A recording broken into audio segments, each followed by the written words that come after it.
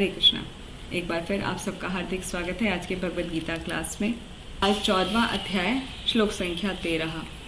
अप्रकाशो अप्रवृत्तिश्च प्रमादो मोह एव च तमस्येतानि जायन्ते विवृद्धे कुरु नन्दना। अप्रकाशो अप्रवृत्तिश्च प्रमादो मोह एव च तमस्येतानि जायन्ते विवृद्धे कुरु नन्दनः। पहले छोटा सा उसका अनुवाद और परपट है। तो पहले श्रील प्रभुपाद ने क्या बताया है और भगवान श्री कृष्ण ने श्लोक में क्या कहा है वो देखते हैं। तो इसका अनुवाद इस प्रकार है, जब तमोगुण में वृद्धि हो जाती है तो हे कुरुपुत्र, अंधेरा, जड़ता, प्रमत्ता तथा मोह का प्राकट्य होता है। इसका तात्पर्य गिवन बाय श्रील प्रभुपाद। जय श्रील प्रभुपाद। जहाँ प्रकाश नहीं होता वहाँ ज्ञान अनुपस्थित रहता है। तमोगुणी व्यक्ति किसी नियम में बंधकर कार्य नहीं करता, वह अकारण ही अपनी सनक के अनुसार कार्य करना चाहता है। यद्यपि उसमें कार्य करने की क्षमता होती है किंतु वह परिश्रम नहीं करता, यह मोह कहलाता है। यद्यपि चेतना रहती है लेकिन जीवन निष्क्रिय रहता है, ये तमोगुण के लक्षण हैं। श्रील प्रभुपाद की जय। तो जैसा हम पिछले कई सत्रों से देखते आ रहे हैं, रजोगुण, तमोगुण और सात्विक गुणों के व्यक्तियों के विभिन्न विभिन्न लक्षण, और श्लोक संख्या 9 में तीनों को एकदम समराइज वे में करके बताया था। सत्वम सुखे संजयति रजः कर्मणि भारता ज्ञानम आवृत्य तू तमः प्रमादे संजयत्युत। कि जो सतोगुण होता है वो हमें सुख से और ज्ञान से बांधता है। रजोगुण सकाम कर्म से और विभिन्न प्रकार की इच्छाओं से हमें बांधता है। तमोगुण क्या करता है, हमारा ज्ञान को ढक लेता है और हमें पागलपन और आलस से बांधता है। फिर अगले श्लोक में बताया था कि कभी कभी क्या होता है, हर एक गुण की आपस में स्पर्धा चलती रहती है। कभी सत्वगुण ऊपर आ जाता है और रजोगुण और तमोगुण रिसेसिव हो जाते हैं, मतलब वो उनको परास्त करके बाकी दोनों गुणों को सत्वगुण प्रधान हो जाता है। कभी रजोगुण प्रधान हो जाता है, सत्वगुण और तमोगुण परास्त हो जाते हैं, और कभी कभी तमोगुण प्रधान हो जाता है जिसमें रज और सत्व दोनों ही रिसेसिव हो जाते हैं, वो परास्त हो जाते हैं, उनका कुछ कार्य नहीं हो पाता। और फिर उससे अगले वाले श्लोक में बताया था कि सतोगुण व्यक्ति जो है वो उसको तभी महसूस कर सकता है, उसके किस प्रकार जो लक्षण होते हैं वो ये होता है कि वो शरीर के उसका सारे अंग ज्ञान से प्रकाशित होते हैं, मतलब उसकी जो भी एक्टिविटी होती है वो सब कुछ सत्व गुण में होती है। वो कुछ भी गलत कार्य नहीं करता, बहुत ही सोच समझ कर कार्य करता है, सही डिसाइड करके कार्य करता है, उसको सही और गलत का डिटर्मिनेशन करना बहुत अच्छे से आता है।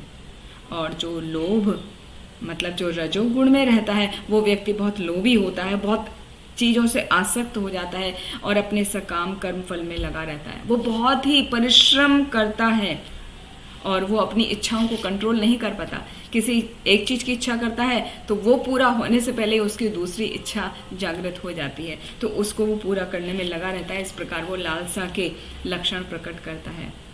और जो आज का हमारा श्लोका है वो है तमोगुण का, कि जब व्यक्ति की तमोगुण में वृद्धि हो जाती है तो चारों तरफ ऐसा लगता है कि डार्कनेस है, अंधेरा ही अंधेरा है, उसको समझ नहीं आता कि वो क्या करे क्या ना करे। मतलब जो अंडरस्टैंडिंग है, जो उनकी ज्ञान की क्षमता है, वो सब समाप्त हो जाती है। उसे चारों तरफ निराशा ही निराशा दिखती है। जड़ता, मूर्खता, मतलब वो कोई भी कार्य का राइट डिसीजन नहीं ले पाता। यदि वो कुछ करता भी है तो वो भी गलत ही होता है बाय नेचर, क्योंकि उसकी नेचर ही ऐसी हो गई है, वो उसका स्वभाव ही ऐसा बन चुका है, वो तमोगुण से पूरी तरह ग्रस्त है। फिर प्रमत्ता मतलब वो बहुत ही ज़्यादा लेजीनेस में रहता है, आलसी होता है, वो कुछ कर नहीं पाता आलस के कारण। ऐसा नहीं है कि उसके अंदर कोई क्वालिटी नहीं होती, उसके अंदर कोई टैलेंट नहीं है, कोई गुण नहीं है।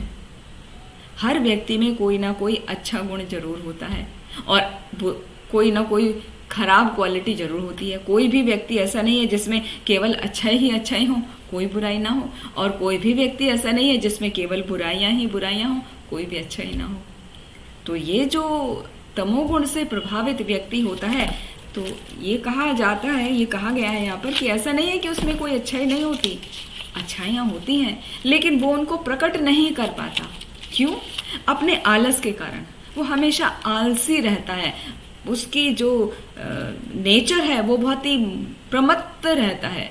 कुछ भी करने के लिए वो, इंग्लिश में एक वर्ड होता है ना, प्रोक्रेस्टिनेट करता रहता है। अरे छोड़ो ना, रख दो ना, साइड में कर दूंगा, कहाँ की जल्दी है। वो कहीं पर सुना था कि कुछ काम करने के लिए कहा जाता ना, अभी जीना है बरसों तो अभी क्यों करना है। जैसे पहले कबीरदास जी का एक श्लोक आता है, काल करे सो आज कर, आज करे सो अब, पल में पढ़ले होएगी बहुरी करोगे कब।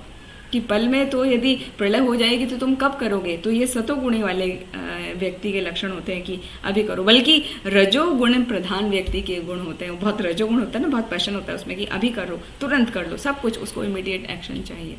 लेकिन जो तमोगुणी व्यक्ति होता है उसका ज्ञान तो ढक जाता है ना, उसकी लेजीनेस के कारण, उसके इग्नोरेंस के कारण, उसके मोह के कारण। तो वो क्या कहता है, अभी क्या करना है, जल्दी करके जीना है बरसों। जब बरसों मुझे जीना है तो अभी मैं क्यों करूं, आज का कार्य मैं कल करूंगा, कल का कार्य मैं परसों करूंगा, और जल्दी क्यों करूंगा। वो लाइफ तो बहुत लंबी है, 100 साल जीना है मुझे तो। हालांकि किसी को पता नहीं है कि कितनी उसकी लाइफ है, मगर जो तमोगुण से ग्रसित व्यक्ति होता है उसका ऐसा ही निर्णय होता है, वो ऐसा ही सोचता है कि किस बात की जल्दी है, आराम से कर लेंगे ना। सपोज बच्चे का एडमिशन कराना है, तो अभी तो डेट्स आनी शुरू हुई है ना स्कूल्स में, अभी तो ओपनिंग के डेट्स जगह जगह एडवर्टीजमेंट आ रहे हैं, आराम से कर लेंगे, कहाँ की जल्दी है। या जब उसको जॉब चाहिए होती है तो जॉब, ठीक है मैंने 2-4 जगह अप्लाई किया है, जरा उनका रिजल्ट आने दो तब कहीं देखूंगा, तब कहीं और जाऊंगा। तो वो हर काम में ही लेजीनेस दिखाता है, और उसको मन करता है कि बस वो आराम करता है रहे, लेटा रहे, जीवन का आनंद ले। वो इस प्रकार से जीवन का आनंद लेना चाहता है, उसको लगता है यही जीवन का आनंद है। आराम से लेटा है, लेटकर फ़ोन में, अपने लैपटॉप में वीडियोस देख रहा है, अननेसेसरी चैट कर रहा है, एंजॉय कर रहा है, और उस काम उसके बाद में हो जाएगा, कहाँ जल्दी है, लेट मी एंजॉय। ये बहुत सोता है, बहुत अधिक सोता है, उसको 4-6 घंटे की नींद काफ़ी नहीं होती। उसको मन करता है कि कम से कम 8 घंटा तो सोना चाहिए। 8 घंटा तो कम से कम कहा जाता है ना, तो चलो मैं 10 घंटे भी सो सकता हूँ, और यदि बीच में कहीं मौका मिल गया तो 1-आधा घंटा और ऐड कर लिया, हाँ 10 का 11 घंटे हो गया। तो कहने का अर्थ ये है कि वो हर कार्य को डिले, प्रोक्रेस्टिनेशन उसके नेचर में समाया रहता है, उसका स्वभाव ही ऐसा हो जाता है।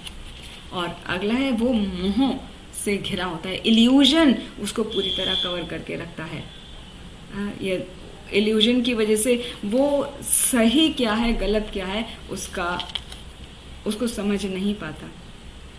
जैसे इन तीनों गुणों का कैसे आपस में बदलते रहते हैं। सत्वगुण रजोगुण में बदल सकता है और वो बिल्कुल तमोगुण में भी जा सकता है, या तमोगुणी वाला व्यक्ति संग से सतोगुण में भी आ सकता है। तो इसके लिए एक छोटा सा एग्जाम्पल से बताएंगे। जैसे शास्त्र में आता है, 6ठे स्कंद में अजामिल की कथा हम सभी ने सुनी है, और उसका एग्जाम्पल भी बहुत बार सुना है।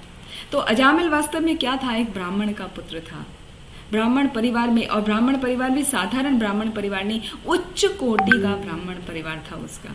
वो सभी अच्छे कार्य करता था, अपने पिता की सहायता करता था भगवान की सेवा करने के लिए। तो जब एक बार वो जंगल में लकड़ियां लेने गया तो उसने वो दृश्य देखा, एक शूद्र एक शूद्राणी का आपस में परस्पर जो उनका संबंध देखा, आलिंगन देखा, वो उससे आकर्षित हो गया। और वो देखकर उसका जो सत्वगुण था वो पूर्ण रूप से सत्वगुण में रहता था अजामिल, लेकिन वो दृश्य देखते के ही साथ उसके अंदर वो रजोगुण की उत्पत्ति हो गई कि वो कितना आनंद ले रहे हैं, मैं भी ऐसा आनंद लूं। उसके मन में इच्छा जागृत हो गई और उसने उसका संग किया। उसका संग करके, जैसा हम सबको पता है पूरी कथा, कि उसने अपने घर में अपने माँ बाप को निकाल दिया, अपनी पत्नी को निकाल दिया, और उस शूद्राणी को अपने घर में लेकर आ गया और उससे 10 बच्चे उत्पन्न किए। और उसके लिए, उसकी इच्छा पूरी करने के लिए उसने क्या कुछ कार्य नहीं किया, सब कुछ गलत कार्य किया है तो पूरा तमोगुणी बन गया था। लूट पाट करना, चोरी करना, डकैती करना, हर उसने गलत कार्य किया। तो कहने का अर्थ ये है कि ये जो गुण है ना, ये तीनों गुण जो चलते हैं वो सत्व गुण से लेके तमोगुण तक भी व्यक्ति को ला सकता है, जैसे अजामिल के केस में देखा। अभी एक और केस देखते हैं कि कैसे तमोगुणी व्यक्ति सत्व गुण में आ गया। एक बार की बात है, जब श्रील प्रभुपाद मॉर्निंग वॉक कर रहे थे तो वहाँ से कुछ युवतियाँ भी निकली। तो एक श्रील प्रभुपाद का जो डिवोटी था वो बहुत ही ध्यान से एक स्त्री की तरफ देख रहा था। वो बहुत सुंदर थी। हाँ, वहाँ की जो स्त्रियाँ होती हैं बहुत सुंदर होती हैं, एकदम फेयर कलर होता है, बहुत सुंदर लिखती हैं, एकदम टॉल होती हैं। तो उस स्त्री को देखकर वो ब्रह्मचारी जो था श्रील प्रभुपाद के साथ में, वो सब भूल गया कि मैं श्रील प्रभुपाद के साथ हूँ, और वो टकटकी लगा के उसको देखने लगा। लेकिन जैसे ही श्रील प्रभुपाद ने साउंड की तो क्या हुआ, उसका ध्यान भंग हो गया और उसे तुरंत एहसास हुआ कि श्रील प्रभुपाद मेरे पास में है। तो उसने नज़र हटा ली उससे, क्योंकि उसे लगा कि अरे मेरी गलती पकड़ी गई है, श्रील प्रभुपाद ने मुझे उसको देखते हुए पकड़ लिया। तो श्रील प्रभुपाद ने कहा, हाँ बहुत सुंदर है ना? तो बोला, यस प्रभुपाद। तो फिर प्रभुपाद ने कहा, जब भगवान की बनाई हुई वो प्रकृति इतनी सुंदर है तो भगवान कितने सुंदर होंगे। तुम भगवान में अपने मन को लगाओ, जो सर्वाकर्षक हैं, जो अतीव सुंदर हैं, जो अतुलनीय सुंदर हैं, उनकी तुलना कोई कर ही नहीं सकता। तो तुरंत क्या हुआ, उस डिवोटी का मन बदल गया और वो प्रभुपाद के साथ आगे चला गया। उसने फिर कभी ऐसी गलती अपने जीवन में नहीं की। तो वहाँ पे क्या था, उसका मन कैसे रजोगुण की तरफ आकर्षित होकर हो सकता था आगे वो तमोगुण की तरफ अग्रसर हो जाता, लेकिन श्रील प्रभुपाद के संग से वो तुरंत वापस से सत्व गुण में आ गया। तो इस प्रकार हम देखते हैं कि गुणों का भी परिवर्तन आसानी से हो सकता है। जैसे ये श्लोक संख्या 10 में बताया था ना, रजस तमश्च अभिभूया सत्वम भवति भारत, रजः सत्वम तमश्चैव तमः सत्वम रजस तथा, कि कभी सत्वगुण हावी हो जाता है, कभी रजोगुण और कभी तमोगुण। तो वो जो स्पर्धा है इन तीनों गुणों की चलती रहती है। एक और श्लोक आता है जो सत्संगत्व निसंगत्वे निसंगत्वा निर्मोहत्वे निर्मोहत्वा निश्चल तत्वे निश्चल तत्वा जीवन मुक्ति। अर्थात यदि कोई सत्संग करता है, एसोसिएशन ऑफ डिवोटीज करता है, साधु का संग करता है, तो उससे क्या होता है, उससे जो कुसंग है उनसे वो बच जाता है। और यदि कोई कुसंग से बच जाता है तो उसका मोह भंग हो जाता है। निसंगत्वे निर्मोहत्वे निसंगत्वा निर्मोहत्वे, जो कुसंग है उससे बचने से उसका मोह भंग हो जाता है। और मोह भंग होने से क्या होता है, मोहत्वे निर्मोहत्वा निश्चला तत्वे, वो डिटरमाइन हो जाता है, निश्चित हो जाता है अपने गोल की प्राप्ति में। और निश्चल तत्व जीवन मुक्ति, और जब वो निश्चल हो जाता है तो उसका जीवन सफल हो जाता है, उसको जीवन की मुक्ति प्राप्त हो जाती है। तो ये 4 चीजें इंपॉर्टेंट हैं, सत्संग करना, कुसंग का त्याग करना, मोह रहित होना, मोह में नहीं पड़ना, और डिटरमाइन होना। जब हम ये 4 चीज करते हैं तो हम जीवन मुक्त हो सकते हैं। अदरवाइज क्या होगा, यहीं इसी तमसिक गुण में फंसे रहते हैं, जो अंधेरे से, जड़ता से और प्रमत्तता से पूरा लिप्त है। और इसका मुख्य कारण क्या होता है, क्यों हम तमोगुण की तरफ बढ़ते चले जाते हैं, अपने आप को रोक नहीं पाते। जैसे भगवद गीता का श्लोक आता है ना, बलादेव नियोजितः, अर्जुन पूछते हैं कि ऐसा क्यों है कि कृष्णा मैं इनकी तरफ ये सब कार्य करना नहीं चाहता, फिर भी मुझे लगता है कि मुझे जबरदस्ती बलपूर्वक मेरे से ये कार्य कराए जा रहे हैं। तो भगवान वहाँ पे बताते हैं, काम ऐशे क्रोध ऐशे रजोगुण समद्भवा महाशनो महापापमा विद्येनम इह वैरिणम। ये जो काम है, लस्ट है, जो हमारी डिजायर है, सबसे प्रमुख कारण है हमारे तमोगुण में जाने का। और जब हमारी डिजायर पूरी नहीं होती है तो उससे उत्पन्न होता है क्रोध, काम, क्रोध। और क्रोध यदि आ जाए, उसको सेटिस्फाई नहीं हो तो उससे लोभ उत्पन्न हो जाता है। तो काम, क्रोध, लोभ, इस तरह ये पूरा सीरीज है। और द्वितीय अध्याय में भी हम देखते हैं ना, ध्यायतो विषयान पुंसा संगातेषु उपजायते, संगात् संजायते कामा, कामा क्रोधो अभिजायते, क्रोधात् भवति सम्मोहा, सम्मोहा स्मृति विभ्रमा, स्मृति भ्रंशात् बुद्धिनाशो, बुद्धिनाशात् प्रणश्यति। किस तरह स्टेप बाय स्टेप ये 8 स्टेप का प्रोसेस है कि एक के बाद एक नष्ट होता चला जाता है। पहले हम तमोगुण के वशीभूत होकर किसी जो प्रॉपर चीज़ नहीं है उनका हम संग करते हैं। फॉर एग्जाम्पल बिल बोर्ड्स में हमने कुछ देखा तो हमको वो चीज़ प्राप्ति के लिए हमारा इच्छा हो जाती है, डिज़ायर हो जाती है। संगात संजायते कामा, उनका संग करते हैं, हमारी डिज़ायर आती है, डिज़ायर से फिर हमारी इच्छा उत्पन्न होती है। कामात क्रोध अभिजायते, और जब हमारी इच्छा पूरी नहीं होती है तो क्रोध आ जाता है। क्रोधात भवति सम्मोहा, क्रोध आने से हमारी जो सही गलत सोचने की जो शक्ति है वो नष्ट हो जाती है, हम मोहित हो जाते हैं, इल्यूजन हो जाता है। इल्यूजन में क्या होता है, जो सही चीज़ है वो गलत लगने लगती है और गलत चीज़ है वो सही लगने लगती है। इसी को कहा जाता है इल्यूजन। कामाद क्रोध अभिजायते, क्रोधात भवति सम्मोहा, सम्मोहा स्मृति विभ्रमा। जब सम्मोहित हो जाते हैं, इल्यूजन में आ जाते हैं तो हमारी मति भ्रमित हो जाती है कि क्या करूं क्या ना करूं। वो मुश्किल में पड़ जाता है इंसान। स्मृति भ्रंशात् बुद्धिनाशो, और जब ऐसी स्थिति आ जाती है क्या करूं क्या ना करूं, डिटर्मिनेशन पूरा खत्म हो जाता है, तो उसकी बुद्धि पूरी तरह काम करना बंद कर देती है। बुद्धिनाशात् प्रणश्यति, और जब उसकी बुद्धि, इंटेलिजेंस बिल्कुल ही काम करना बंद कर देती है तो वापस से वो भवकूप में गिर जाता है।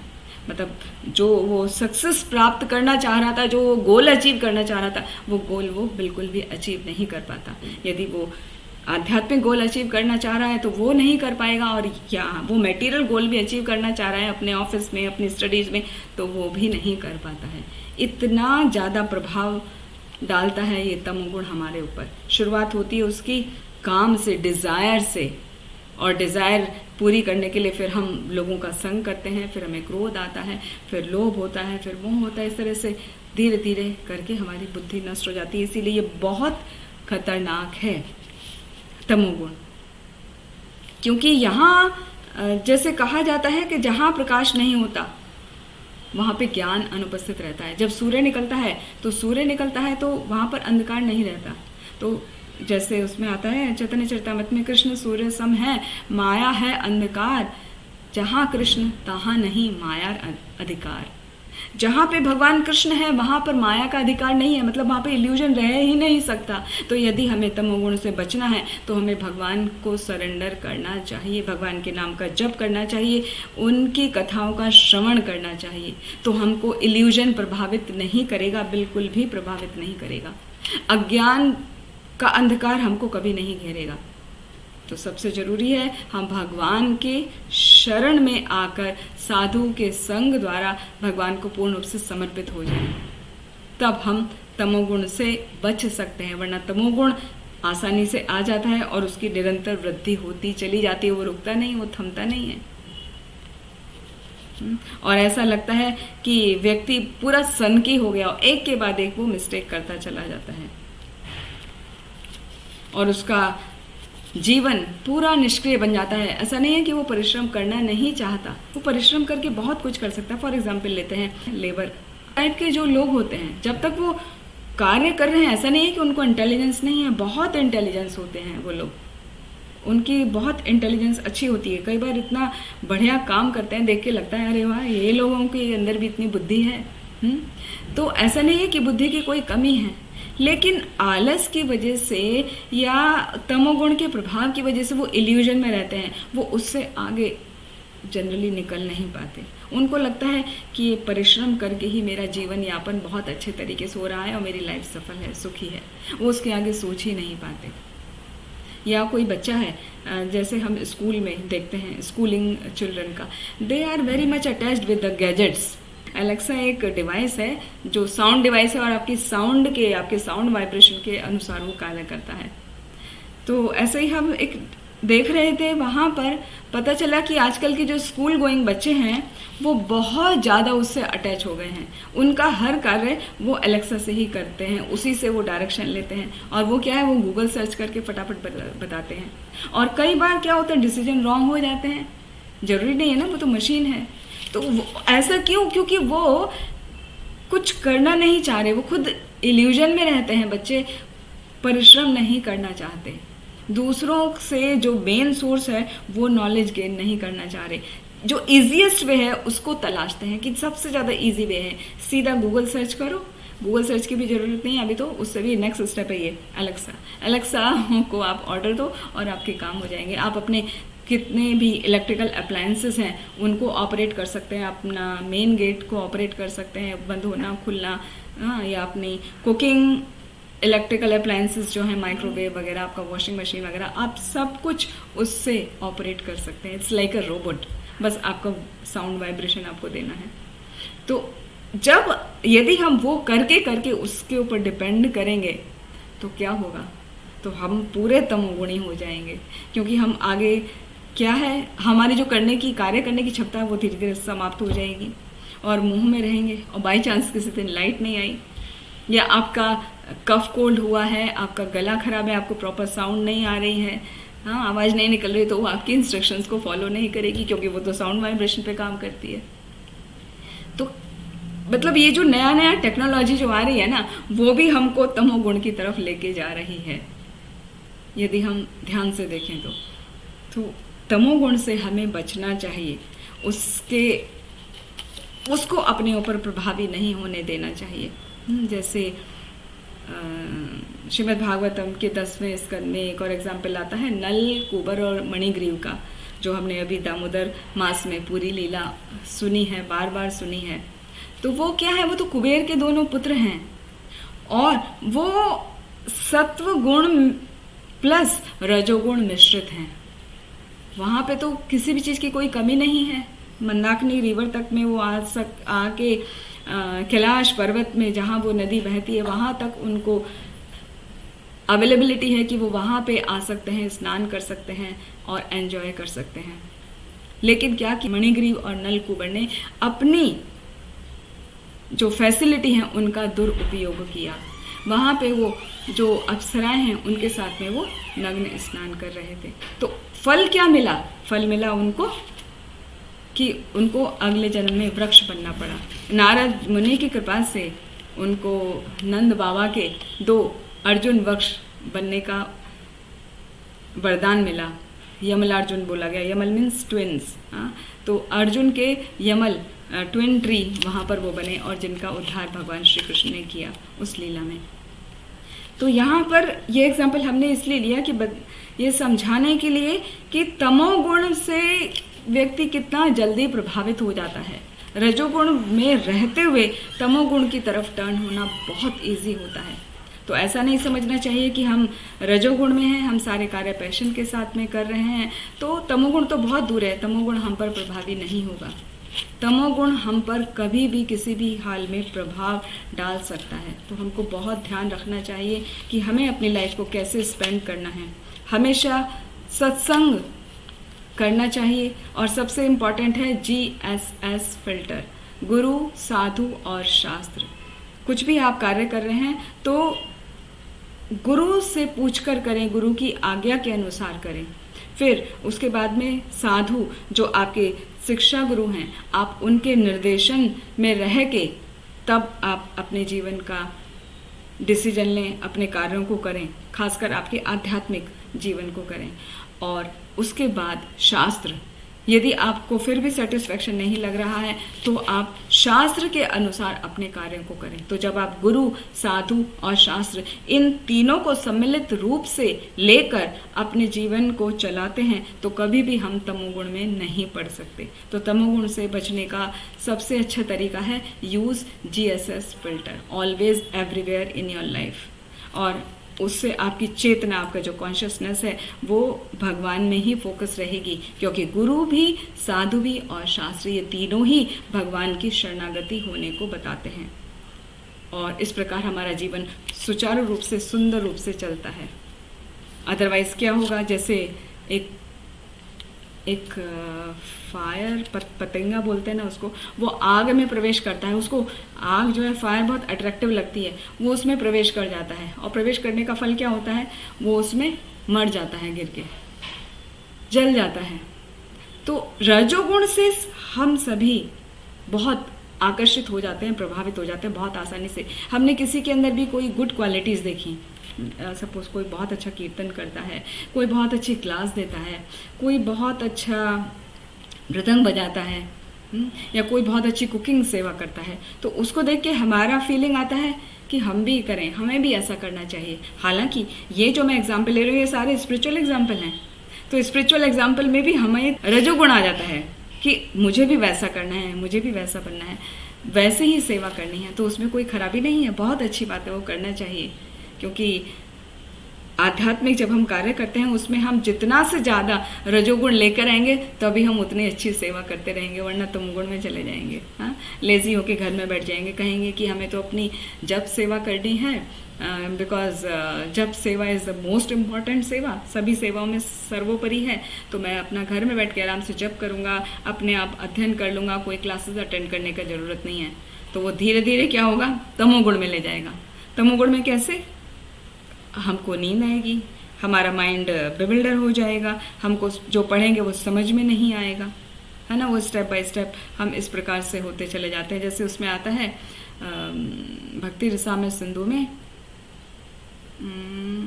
उत्पाद एव कल्पते, जब हम एकांतिक हरे भक्ति उत्पाद एव कल्पते, जब हम एकांत स्थान में भक्ति करते हैं कि हम अकेले सफिशिएंट हैं अपने आप में, हमें किसी की आवश्यकता नहीं है, तो क्या होता है, हमारी भक्ति केवल उत्पाद ही उत्पन्न करती है।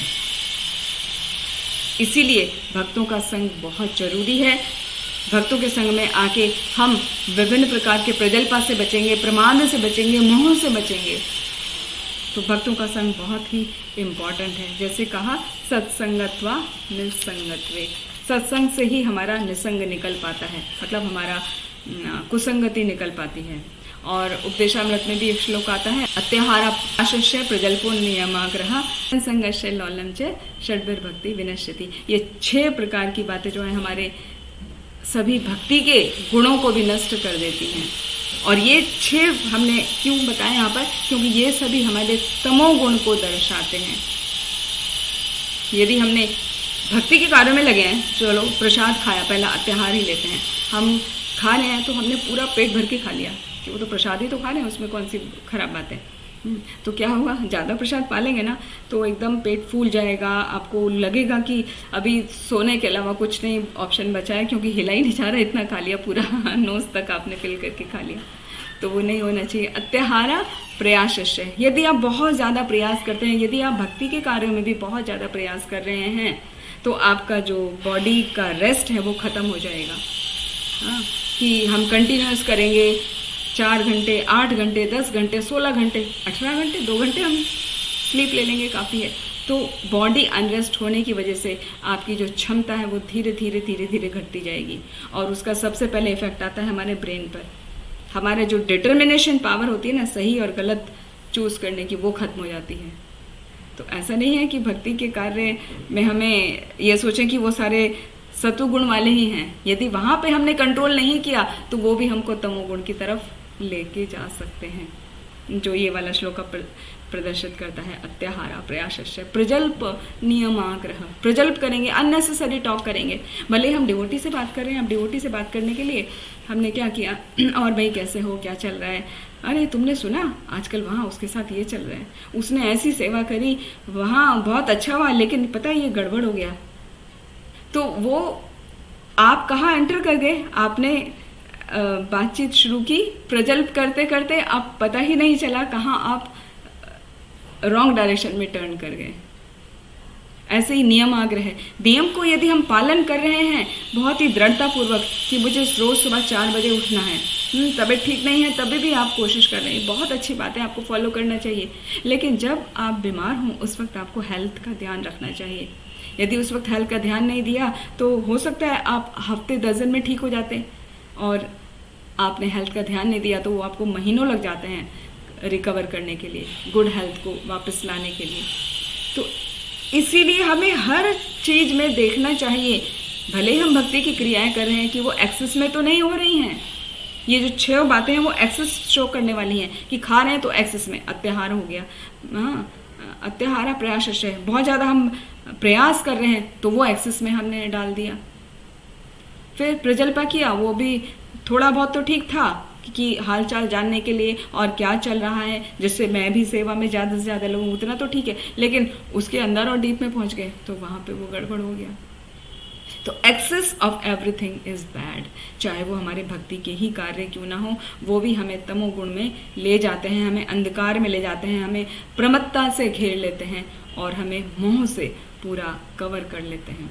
तो उन सब से बचने के लिए हमें बहुत ध्यान रखना चाहिए कि हम अपनी क्रियाओं को कैसे कर रहे हैं, और हमेशा वो भगवान को अर्पित करते हुए गुरु, साधु और शास्त्र की डायरेक्शन में करना चाहिए। और आगे के श्लोकों में और कुछ पीछे के श्लोकों में जैसे बताया था, ये तीनों श्लोक किस तरह से बांधते हैं। जो ये तमोगुण है वो हमें आलस्य से बांध देता है, और फीचर तो हमने उसके सारे अब देख लिए कि वो किस प्रकार से हमें बांधता है, हमें बहुत परिश्रमी बनाता है। Hard working is good thing, but excessive hard working without getting any result, कि हमने बहुत मेहनत करी लेकिन हमें रिजल्ट नहीं मिला। अरे पहले ये भी तो देखो आप मेहनत किस डायरेक्शन में कर रहे हो सकता है आपका डायरेक्शन रॉन्ग हो सकता है आप जितना मेहनत कर रहे हो उतना मेहनत की ज़रूरत नहीं था, क्योंकि आपने रॉन्ग वे चुन लिया तो आपको बहुत मेहनत करना पड़ा, आप स्ट्रेट भी जा सकते थे। तो उसीलिए साधु संग की आवश्यकता होती है। फिर जो तमोगुण में लिप्त व्यक्ति होते हैं उनका इस जीवन में तो दुख ही दुख रहता है, वो कभी प्रसन्न नहीं होता, हमेशा निराश ही रहता है। उसको कोई आप किसी प्रकार की कोई प्रसन्नता, कोई वस्तु भी उसे ऐसी दे दें जो उसकी मनपसंद की होगी तो वो थोड़ी देर प्रसन्न हो जाएगा, फिर बाद में उसको उदासी आ जाएगी, क्योंकि उसका स्वभाव ही वैसा बन जाता है। तो ऐसे व्यक्ति मृत्यु के बाद में भी यहाँ पर तो निराश हैं ही, दुखी हैं ही, और मृत्यु के बाद भी उनकी जो गति होती है वो लोअर स्पेशीज में होती है, वो लोअर स्पेशीज में जन्म लेते हैं जैसा उन्होंने कर्म किया होता है। क्योंकि आलस से सपोज किसी को बहुत सोना पसंद है, 12 घंटे सो रहा है, 10 से 12 घंटे, तो अगले जन्म में उसको ऐसा बर्थ मिलेगा जैसे बियर, भालू, वो 6 महीने सोता है आराम से, अब सोते रहो, कोई चिंता नहीं। तो हमारी हर एक्टिविटी का प्रभाव होता है हमारे फ्यूचर लाइफ पे। फ्यूचर लाइफ मतलब ये वाला जीवन का जितना बाकी साल है वो, और हमारा अगला जो जन्म होगा उसको भी प्रभावित करता है। और जो कर्म का फल है वो इस प्रकार होता है कि हम पूरी तरह घिरे रहते हैं निराशा में, कभी भी प्रसन्न नहीं रहते, और यहाँ तक कि दूसरे लोगों के संपर्क में आते हैं तो उनको भी हम निराशा ही प्रदान करते हैं। जैसे फॉर एग्जांपल एक छोटा सा एक प्रैक्टिकल एग्जांपल याद आ रहा है। सपोज आपका कोई बहुत इंपॉर्टेंट पेपर है, आपको कहीं जाना है अर्जेंट और आपको वो पेपर चाहिए, आपने टेबल पर रखा और काम करते करते आपने वो कहीं दूसरे रूम में रख दिया जाकर अलमारी में कि बहुत सेफ है, चलो अभी मैं यहाँ रख देता हूँ। क्या हुआ? रख के माइंड से एकदम निकल गया। क्यों निकल गया माइंड से? क्योंकि आपको टेंशन है, अरे लेट ना हो जाए मुझे। और लेकिन वो तो माइंड से स्लिप हो गया कि कहाँ रखा, यहाँ पे ढूंढ रहे हैं, परेशान हो रहे हैं, एजिटेट हो रहे हैं, बहुत एजिटेट हो गए, परेशान हो गए, और घर के जो बाकी लोग हैं उनको भी हेल्प मांगेंगे कि अरे भाई मेरा हेल्प कर दो ढूंढने में, वो भी किसी ने देखा नहीं तो वो कोई कैसे हेल्प करेंगे। तो यदि हम कूल माइंड से ये सोचें, या सपोज घर की चाबी या कार की चाबी कहीं रख दी आपने, होता है ना, हाथ में लेके आप निकलने वाले हैं, आपने कार की चाबी ली, लेकिन आपको लगा कि प्यास लगी है, थोड़ा पानी पी के निकलूं, तो पानी पीते वक्त आपने कहाँ रख दी चाबी? रूम में रख दी कि किचन में रख दी या टेबल पर रख दी? आपको भी दिमाग से निकल जाता है। उसके बाद क्या होता है, 10 मिनट आपके उल्टे वेस्ट हो जाते हैं और आप परेशान अलग होते हैं। तो इस प्रकार ये जो प्रमाद है, जो मोह है, ये उस समय हावी हो जाता है। और वो क्यों हुआ? क्योंकि हमको एंजाइटी हो गई, हमने अपने आप को कूल नहीं रखा, तुरंत एक्शन लेना चाह रहे ना, तुरंत। तो कहते हैं ना, जल्दी का काम शैतान का। तो हमें जल्दबाजी नहीं करनी चाहिए, आराम से हर कार्य को पीसफुल वे में करना चाहिए, तब हम तमोगुण से आसानी से बाहर निकल सकते हैं। एक ऐसी स्टोरी मुझे याद आ गई, 99 का फेर क्या होता है। एक बार एक राजा है, उनके राज दरबार में एक दरबारी था। वो दरबारी बहुत ही प्रसन्न था। दरबारी भी मतलब एकदम जैसे गेट कीपर होते हैं ना, इस तरीके से बाहर जो द्वारपाल होते हैं, हमेशा गुनगुनाता रहता, गाता रहता, प्रसन्न रहता। तो राजा उसको देख के बड़ा सोचता कि ये बाकी सब लोग तो टेंशन में दिखते हैं सारे दरबारी, लेकिन जो द्वारपाल है वो तो बड़ा प्रसन्न दिखता है, हमेशा कुछ ना कुछ गुनगुनाता रहता है। हाँ, तो मंत्रियों ने बोला कि अरे राजा जी, आप चिंता मत करिए, आप जो उसकी प्रसन्नता देख रहे हैं ना, वो उसकी प्रसन्नता एक दिन के अंदर अंदर हम खत्म कर देंगे। कि कैसे? कि वो जो है उसको हम 99 के फेर में डाल देंगे। कि वो क्या होता है कि आप देखते जाइए। तो राज दरबारी जो मुख्यमंत्री, उसने क्या किया, उसके जहाँ पे वो रहता था द्वारपाल, उसके घर में, उसके गार्डन में, पहले ज़माने में तो द्वारपाल के पास भी घर होता था, उसके घर के सामने भी गार्डन होता था। तो उन्होंने गार्डन में जाके क्या, पेड़ के नीचे एक थैली रख दी, सोने की गिन्नियाँ रख दी, जिसमें 99 कॉइन्स रखे। वो 99 कॉइन्स वहाँ पे रख दिए। शाम के समय जब उसकी द्वारपाल की पत्नी जब वहाँ से कुछ अपना लेने आई, फूल और वो सब सब्जियाँ वगैरह प्लग करने आई, तो उसने देखा अरे यहाँ थैली रखी है। उसने खोल के देखा, वो यहाँ पर सोने के सिक्के हैं। तो सोने के सिक्के देख के वो बड़ी आकर्षित हो गई और अंदर ले आई और उनको अंदर गिनने शुरू करे। उसने गिने तो 99। अभी उसने परेशान हो गई, ये 99 कैसे, मैंने गिनने में गलती करी। तो उसने दोबारा गिने, फिर भी नहीं हुआ। तो उसने अपने बच्चों को भी बुलाया, जरा गिनो। तो फिर सब बार बार गिन रहे हैं। हाँ, जो द्वारपाल वो भी शाम को वापस आ गया, उसने भी गिने। अभी सबको बड़ी टेंशन हो गई, इतना बार काउंटिंग कर ली सबके, बार बार काउंटिंग करके भी वो 99 ही आ रहे हैं। तो 99 आने पे क्या हुआ, फिर उन्होंने, जो उसकी पत्नी थी द्वारपाल की, उसने कहा कि पतिदेव ठीक है, ये तो लग रहा है कि 99 ही हैं, लेकिन बड़े दुख की बात है कि एक सिक्का कम है। कहीं से तो हमें मिला ये है, हमारी किस्मत अच्छी थी, लेकिन एक कम है, ये बड़ा दुख है। तो कल से आप एक्स्ट्रा काम करो, एक्स्ट्रा काम करके ये जो एक की कमी है वो हमें पूरी करनी है। वो कहने लगा अरे भगवान, उसके लिए तो मुझे राजा की जो नौकरी करता हूँ उसके अलावा भी मुझे रात में कुछ ना कुछ कहीं काम करने जाना पड़ेगा। कि कुछ भी करो आप, लेकिन मुझे ये 100 मोहरें पूरी चाहिए गिनती में। तो इस प्रकार वो 99 के फेर में को पूरा करने जब लग गया 100 के चक्कर में, तो क्या हुआ, उसका जितना भी सुख था, प्रसन्नता थी मन की, हाँ, प्रसन्नात्मा न शोचती न कांक्षती, कि वो कुछ सोचता नहीं है और कुछ इच्छा नहीं करता, लेकिन यहाँ पर इच्छा प्रवेश कर गई कि मुझे अपनी मोहरें गिनती 100 पूरी करनी है। तो उसके लिए दिन रात वो सोचता कि मुझे आज शाम को जाके क्या किसी के यहाँ काम करना है जो मैं मुद्रा एकत्रित करता रहूँ। और ऐसा हम प्रैक्टिकल एग्जाम्पल में भी देखते हैं, जो तमोगुण से प्रभावित होते हैं वो लोग क्या करते हैं, एक नौकरी उनको काफ़ी नहीं होती, एक जॉब काफ़ी नहीं होती, सुबह से शाम तक एक जॉब करेंगे, शाम को फिर दूसरा कार्य कहीं और करने जाएंगे और लगे रहेंगे। हाँ, वहाँ पे 8 से 10 का या 8 से 11 का जॉब करेंगे, फिर आएंगे रात में 11:30-12 बजे और सुबह निकल जाएंगे, हाँ 7-8 बजे निकल जाएंगे, रात को आएंगे 11-12 बजे। तो वो किस लिए, वो सब तमोगुण से पूर्ण रूप से प्रभावित हैं। वो थोड़े में सब्र नहीं करना चाहते, उनको और और और और जैसे भगवान कृष्ण बोलते हैं अन्य और अन्य और अन्य और, लेकिन वो तो भगवान की लीला है। तो ऐसी स्थिति हो जाती है जब व्यक्ति तमोगुण से प्रभावित होता है। तो आज का श्लोक से हमें ये सीखने को मिलता है, हमें तमोगुण से प्रभावित नहीं होना चाहिए और उससे बचने के लिए हमें हमेशा गुरु, साधु और शास्त्र का गाइडेंस लेना चाहिए और अपने जीवन को सफल बनाना चाहिए। तभी हम भगवान की पूर्ण रूप से शरणागत में रहकर अपने जीवन को सफल कर सकते हैं और जीवन मुक्त बन सकते हैं। आप सभी का बहुत बहुत धन्यवाद।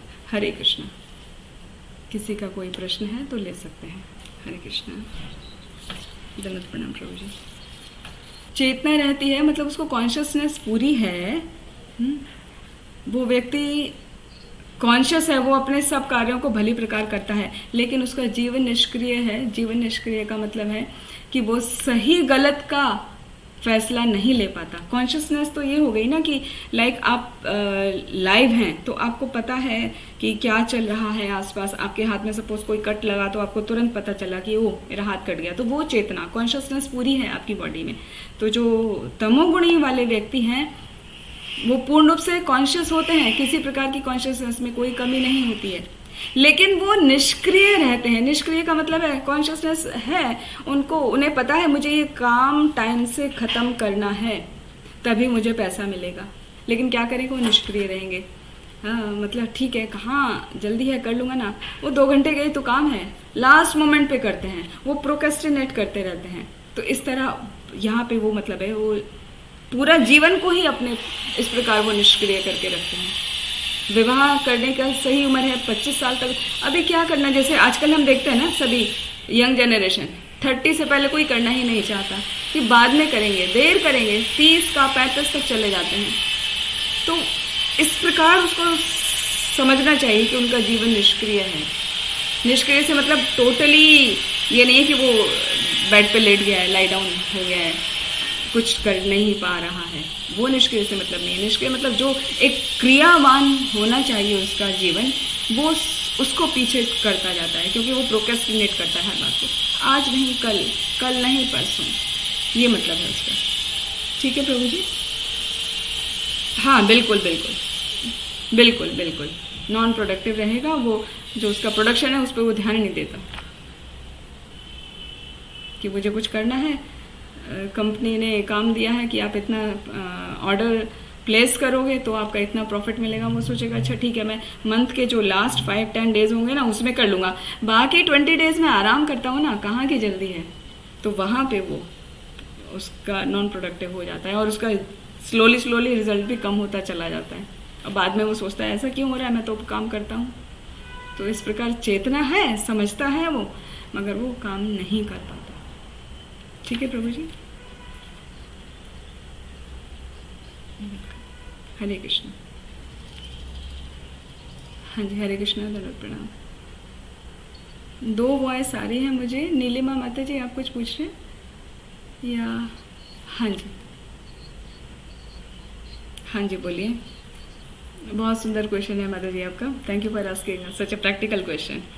कि नीड में देखें या ग्रीड में देखें। हाँ, व्यक्ति की जो आवश्यकता है, यदि हम श्रील प्रभुपाद के बताए हुए बातों पर चलेंगे, जो हमारे आचार्यों ने समझा है उस पर चलेंगे, तो वो एक्चुअली ग्रीड है, वो नीड नहीं है।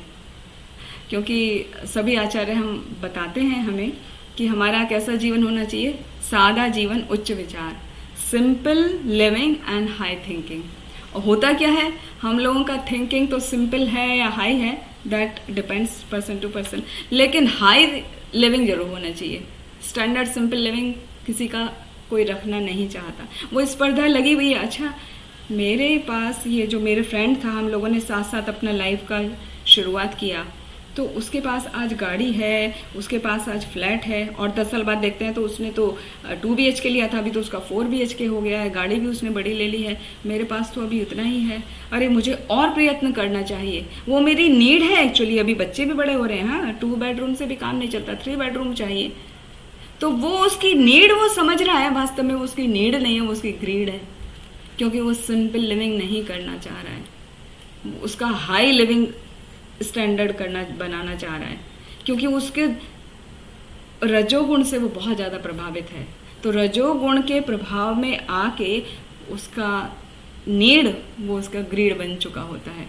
उसको खुद ही समझ नहीं आता, उसे लगता है कि सब कुछ एकदम हाई लेवल का होना चाहिए, सब कुछ स्टैंडर्ड होना चाहिए, सब कुछ एकदम जो कंपनी का स्टैंप लगा हुआ है वही चीज़ें इस्तेमाल करूँगा तो ही मेरा जीवन बढ़िया होगा, मैं भी दूसरों को दिखा सकूँगा, हाँ भाई मैं बड़ी बड़ी कार यूज़ कर रहा हूँ, बड़े बड़े कंपनी के मैं कपड़े पहन रहा हूँ, मेरा हर घर का सामान एकदम हाई क्वालिटी का है। तो क्या हाई क्वालिटी का होना उसकी नीड हुआ क्या? उसका ग्रीड हुआ। वही कार्य सब हमारे मीडियम क्वालिटी की कंपनियां भी प्रोवाइड करती हैं। प्रभुपाद क्या बोलते हैं, हमें कपड़ा पहनना चाहिए तो स्वच्छ साफ धुलावा कपड़ा पहनना चाहिए, उसके लिए हमें किसी कंपनी के टैग की आवश्यकता नहीं है। हालांकि जिस समाज में आप रहते हैं उस समाज में अपनी पोजीशन को मेंटेन करने के लिए आपको वो थोड़ा बहुत करना पड़ता है, क्योंकि हाँ, सपोज आप डॉक्टर हैं, हाँ, मेडिकल डॉक्टर हैं, आप मेडिकल डॉक्टर का आपका पूरा एसोसिएशन है, तो आप बिल्कुल एक पियून की तरह रहेंगे तो कैसे चलेगा? नहीं चलेगा, ठीक है ना। तो वहाँ पे वो आपका नीड आ गया है, लेकिन उसमें भी आपको ये देखना चाहिए कि उस नीड को पूरा करने में टॉप क्वालिटी की आवश्यकता नहीं है। जहाँ पर आप एडजस्ट हो सकते हैं मिडिल क्वालिटी में भी, वहाँ पर आप एडजस्ट करिए। क्योंकि ये जो डिज़ायर होती है ना हमारी, ये नॉन स्टॉपेबल होती है, वो कभी ख़त्म नहीं होती है। आज हमें इतना चाहिए तो कल इतना चाहिए और फिर इतना चाहिए, वो अनलिमिटेड है। कभी इंसान की इच्छाएं तृप्त नहीं होती हैं, थोड़ा दो तो और बढ़ती हैं और बढ़ती हैं, बढ़ती जाती हैं, सुरजा के मुख की तरह, कभी उसका खात्मा नहीं होता। लेकिन प्रैक्टिकल पॉइंट ऑफ व्यू से यही है कि आप जिस परिस्थितियों में, जिन कंडीशन में रह रहे हैं, वहाँ पर उत्तम तरीके से रहिए, अपने गुणों को विकसित करिए, भक्ति में लगिए। भक्ति में जब लगते हैं तो हमारे अंदर इतनी ट्रांसेंडेंटल क्वालिटीज़ आ जाती हैं कि यदि हमारा स्टैंडर्ड एक लेवल नीचे भी है ना, तो कोई आपको ये नहीं कहेगा अरे तुम तो कितना तुच्छ हो, तुम्हारी हिम्मत कैसे हो गई हमारे साथ खड़े होने की। आपको कोई ऐसा नहीं कहेगा। आपका जो दिव्य चेतना है, अपनी क्वालिटी है, उनको डेवलप करो। वो भक्ति के द्वारा डेवलप होती हैं। जैसे श्रीमद् भागवतम में आता ना, यस्यास्ते भक्ते भवत्य किंचना सर्वे गुणे तत्र समासते सुरः हराव अभक्तस्य कुतो महद गुणा मनोरथेन नासति भावतो दहि। हाँ, कि जब कोई मैटीरियलिस्टिक व्यक्ति अपने, भले ही वो बहुत ही गुणवान हो, लेकिन वास्तव में वो उतना गुणी नहीं होता, क्योंकि उसकी कहीं जो गुण हैं वो बाहर के समाज के अनुसार वो फीके पड़ जाते हैं, इसलिए वो उतना गुणी नहीं होता। गुण होने के बावजूद भी वो नहीं डेवलप कर पाता उतना।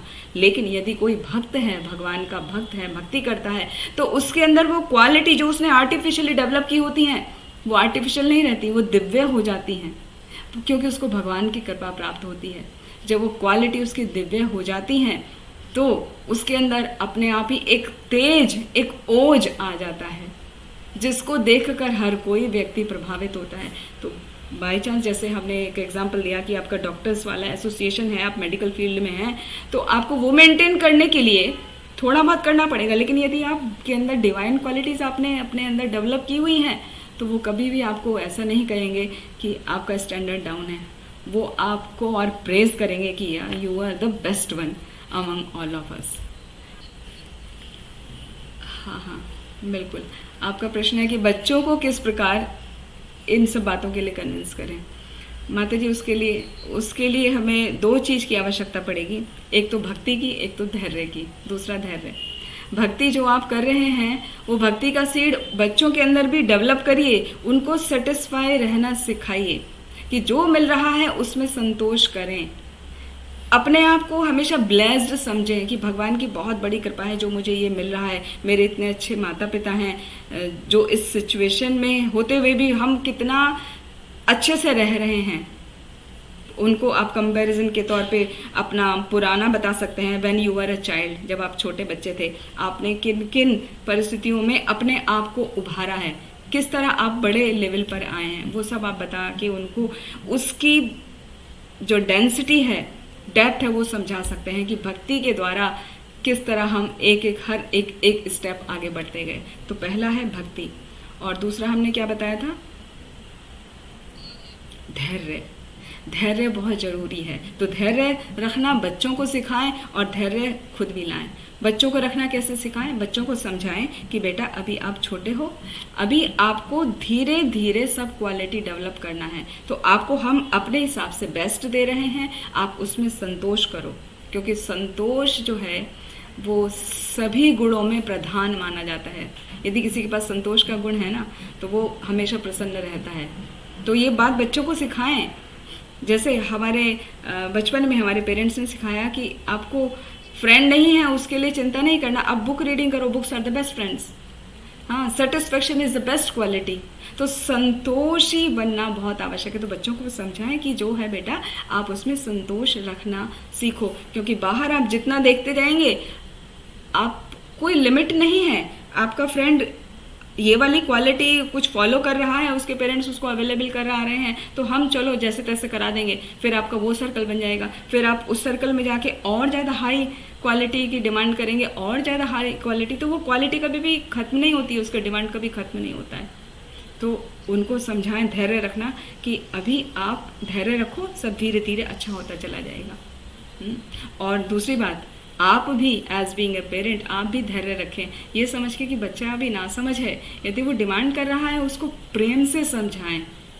आप विचलित ना हो। सबसे पहले तो मुश्किल ये होती है एज बीइंग ए पेरेंट, हम ही विचलित हो जाते हैं कि हमारे बच्चे ने ये डिमांड कर दी है, अभी तो कैसे भी करके हमें उसको पूरा करना ही है। कुछ भी हो जाए, बच्चे को अपने फ्रेंड्स के सामने डाउन नहीं देखना चाहिए ना, तो मुझे पूरा करना है, चाहे मुझे डोनेशन ही क्यों ना लेना पड़े, कोई चिंता नहीं बेटा, मैं करूँगा, यू डोंट वरी, और बता तुझे क्या चाहिए। तो हमें भी धैर्य रखना चाहिए कि जहाँ पर हम हैं वहाँ पर रहें, जो रियलिटी है उसको फेस करें। और सबसे बड़ी बात है, आप भक्ति करें। जब भगवान के नाम का जप करते हैं तो संतोष के साथ साथ में बाकी सभी डिवाइन क्वालिटीज़, जो दिव्य चेतना के गुण हैं, हम आगे अभी पिछले चैप्टर में पढ़ते हैं ना 26 क्वालिटीज़, और 16वें चैप्टर में भी आगे हम पढ़ेंगे दिव्य चेतना के 26 गुण, तो वो सब भक्ति करने से डेवलप हो जाते हैं। तो भक्ति पर फोकस करिए, बच्चा शांत होगा। धैर्य रखिए, बच्चे को धैर्य रखना सिखाइए। ठीक है माता जी, तो वो भी प्रसन्न हो जाएंगे। हरे कृष्ण, हरे कृष्ण। धन्यवाद। हाँ जी माता जी, पूछिए, नो प्रॉब्लम। आपने लास्ट में बहुत ही अच्छी तरह से हमें सतो, रजो और तमो गुण के बारे में बताया, एंड हाउ दीज गुण्स आर इंटरचेंजेबल। अगर हम सावधान नहीं होते हैं तो हम कैसे एक गुण से दूसरे गुण और दूसरे गुण से तीसरे गुण में मतलब ऊपर नीचे हम करते रह सकते हैं। तो आपने बताया कि हमें हमारे 6 बातें हैं जो हमारी भक्ति को नष्ट कर सकती हैं। हाँ जी, अत्याहार। 6 बातों को बताया था माता जी। एक तो था कि अत्याहार, फिर था एक प्रजल्पा, फिर एक था नियमाग्रह, बाकी 3 थोड़ा सा मैं मिक्स हो गई माता जी, तो कृपया अगर बता दें तो। ओके, जी जी जी, हरे कृष्ण। बहुत सुंदर प्रश्न है माता जी आपका। ये 6 बातें मैंने बताई हैं, ये उपदेशामृत का श्लोक संख्या 2 है। अत्याहारा पहला है, उसमें अत्याहारा जरूरत से ज़्यादा खाना या जरूरत से ज़्यादा संग्रह करना। खाली खाना नहीं है, वो जरूरत से ज़्यादा संग्रह करना भी है, मतलब जितना ज़रूरत है केवल उतना ही संग्रह करें। दूसरा है प्रयासश्चय, प्रयास मतलब जितना एफर्ट आपको डालना चाहिए उतना ही डालें, बहुत ज़रूरत से ज़्यादा डाल के थके नहीं, क्योंकि आपको थोड़ा समय भगवान की भक्ति में ज़रूर लगाना चाहिए। तीसरा है प्रजल्प, अननेसेसरी टॉक ना करें, जितना आवश्यक है उतना ही बोलें। फिर चौथा है नियम आग्रह, जो भक्ति के नियम हैं उनका पालन करें, उनको अवॉइड ना करें। नियमाग्रह है। फिर जन संघर्ष, 5वां है जन संघर्ष। हमने पूरा श्लोका नहीं एक्सप्लेन किया था। जन संघर्ष मतलब जो भक्ति में लोग हैं, जो साधु हैं, गुरु हैं, उनका संग करें, उनसे सीखें भक्ति कैसे करना है, किस प्रकार भक्ति के कार्यों को पूरा करना है, किस तरह भगवान की सेवा में लगना है। जन संघर्ष। और छठा है लौल्यम, लौल्य मतलब लालच, ग्रीड नहीं करना चाहिए। तो ग्रीड से बचने के लिए उसका काट है संतोष।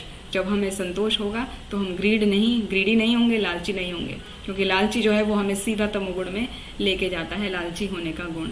काम से क्रोध, क्रोध से फिर लोभ और लोभ से फिर लालच। ये लोभ और लालच लगभग एक जैसे हैं। तो ये हम जो आप 6 पॉइंट पूछ रहे थे, पहला अत्याहार, फिर दूसरा प्रयास, तीसरा प्रजल्पा, चौथा नियमाग्रह, 5वां जनसंग यानी कुसंगति, उससे बचना चाहिए, और छठा था लौल्यम करना चाहिए। ग्रीड किसकी करनी चाहिए? ज़्यादा से ज़्यादा भक्ति के कार्यों की। कैसे हम भगवान की सेवा में लगे। हम कोई भी कार्य करें, लेकिन हर कार्य को भगवान को अर्पित करते हुए हम जब करते हैं तो हम तमोगुण से पूरी तरह बच सकते हैं। ठीक है माता जी? माता जी बहुत बहुत धन्यवाद। हरे कृष्ण। हरे कृष्ण। हरे कृष्ण। माता जी हरे कृष्ण। बहुत बहुत धन्यवाद। बहुत अच्छे, थैंक यू माता जी। कुछ क्वेश्चन आंसर का भी सेशन से काफी कुछ बहुत समझ में आया। आपका बहुत बहुत दिल से आभार, बहुत बहुत धन्यवाद माता जी। थैंक यू माता जी। और अगर आपकी अनुमति हो माता जी तो फिर हम आगे का भागवतम का रीडिंग शुरू कर सकते। जी माता जी, आप सेशन शुरू करिए। आप सभी का बहुत बहुत धन्यवाद। वांछा कल्पतरुभ्यश्च कृपा सिंधुभ्येव च पतितानां पावनेभ्यो वैष्णवेभ्यो नमो नमः। अनंत कोटि वैष्णव भक्त वृंद की जय।